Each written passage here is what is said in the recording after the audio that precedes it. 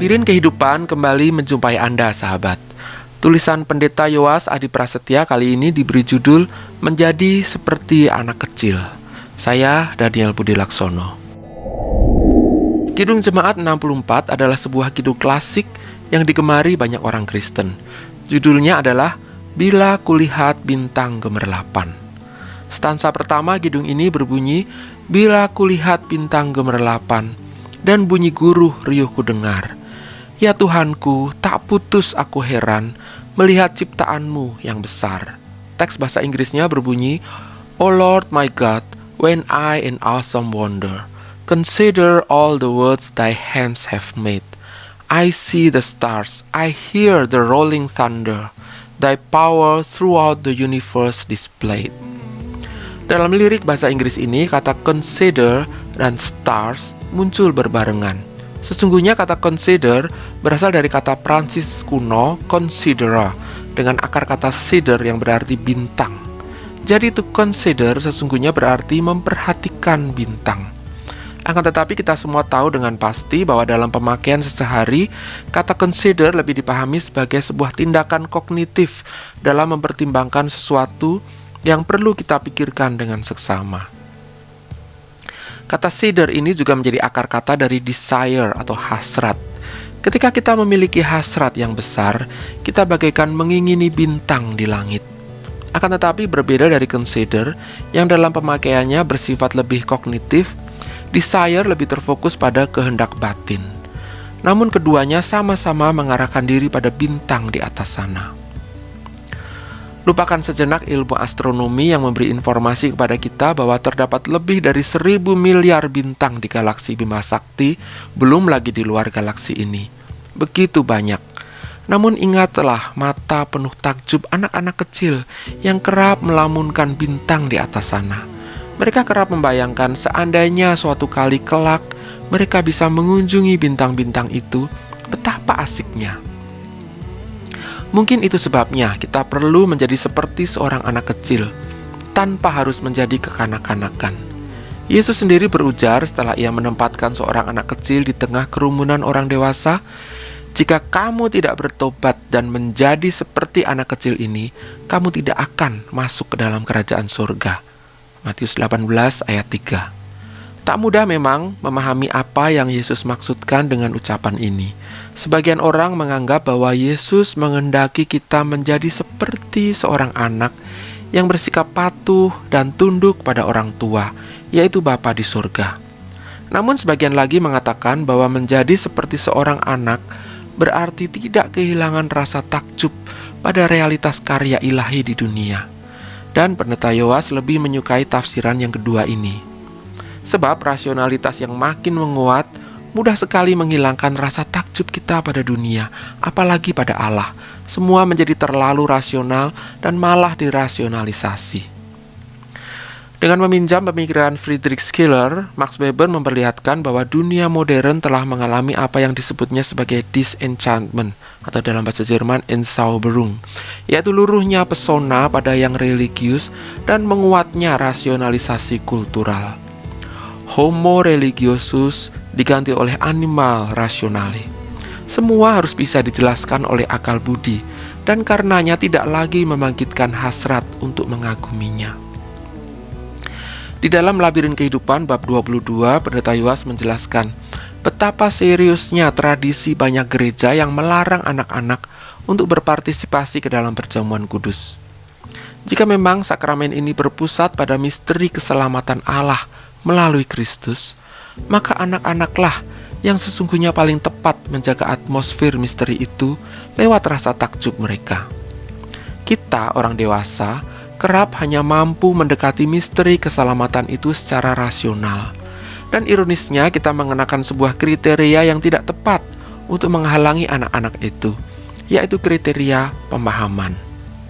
Pendeta Yoas mengingat bagaimana kedua anak mereka, Dio dan Dilion, pertama kali mengikuti perjamuan kudus di GKI Pondok Indah.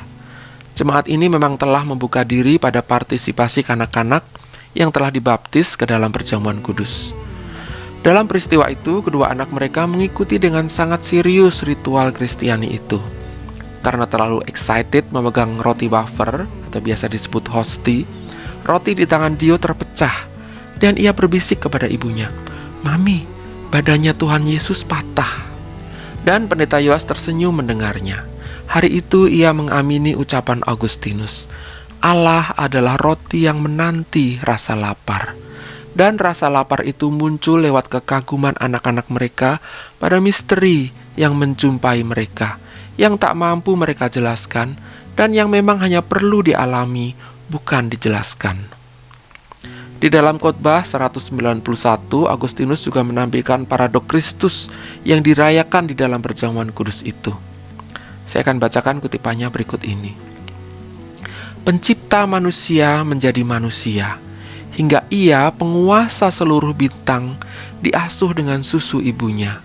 Sang roti itu menjadi lapar, sang sumber air itu menjadi haus, sang terang tertidur, sang jalan itu menjadi letih karena embarannya. Sang kebenaran itu dituduh oleh kesaksian palsu, sang guru itu dicambuk dengan cemeti, sang dasar itu tergantung di atas kayu salib, sang kekuatan itu menjadi lemah, sang penyembuh itu terluka, sang kehidupan itu mati. Pakailah akal budi Anda untuk memahami paradoks ini dan Anda pasti akan gagal. Paradoks ini hanya dapat dialami sebagai sebuah misteri yang memunculkan rasa kagum. Mungkin anak-anak itu harus menjadi guru kita untuk melatih kembali rasa takjub yang telah terhilang lama. Hanya dengan cara itu kita kembali ke kilometer 0 untuk memahami sejatinya diri kita sebagai makhluk spiritual. Tak heran jika Dorothy Sowell berujar, mungkin anak-anak merupakan penutur terbesar dari rasa takjub. Dan ia benar, anak-anak adalah mistikus terbesar. Pendeta Yoas lantas teringat puja-puji pemazmur dalam Mazmur 8. Ia membingkai mazmur ini dengan sebuah doksologi. Ya Tuhan, Tuhan kami, betapa mulianya namamu di seluruh bumi. Di ayat 2 dan ayat 10. Di dalam bingkai itulah si pemazmur lantas berusaha memahami kembali siapa dirinya. Terdapat dua lapis pemahaman diri yang muncul. Ayat 2b sampai 5 berisi perasaan kecil pemazmur sebagai manusia di hadapan semesta menakjubkan. Sementara ayat 6 sampai 9 berisi pengakuan bahwa manusia ditinggikan di antara seluruh ciptaan lainnya. Jika yang pertama muncul tanpa yang kedua, maka yang bakal terjadi adalah rasa rendah diri berlebihan. Sebaliknya, jika yang kedua muncul tanpa yang pertama, maka kita akan mudah menjadi sombong.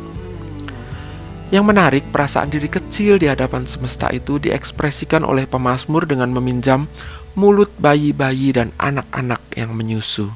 Sebab dari mulut merekalah kerap terlontar kalimat-kalimat yang menampilkan rasa takjub. Dan justru dengan cara itu, para musuh dan pendendam yang menolak Allah akan terbungkam. Memang tak terbilang pengalaman orang-orang bijak dan pandai yang dibungkam oleh pertanyaan sederhana anak-anak kecil. Pada akhirnya, karya cipta Allah tak mungkin didekati hanya dengan pemahaman dan rasionalitas. Kita perlu menjadi seorang mistikus, menjadi seorang anak-anak. Sahabat, terima kasih Anda sudah meluangkan waktu Anda bersama kami. Anda membutuhkan naskah cetak lengkap Labirin Kehidupan? Silakan menghubungi BPK Gunung Mulia. Terima kasih dan sampai jumpa.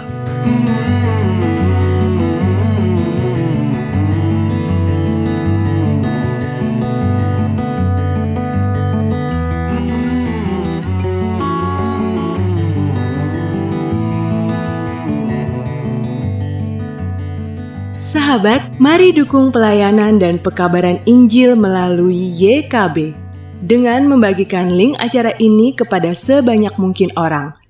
Dukungan juga dapat saudara lakukan dengan mentransfer dukungan finansial ke rekening BCA ke nomor 450 305 2990 450 305 2990 atas nama Yayasan Komunikasi Bersama.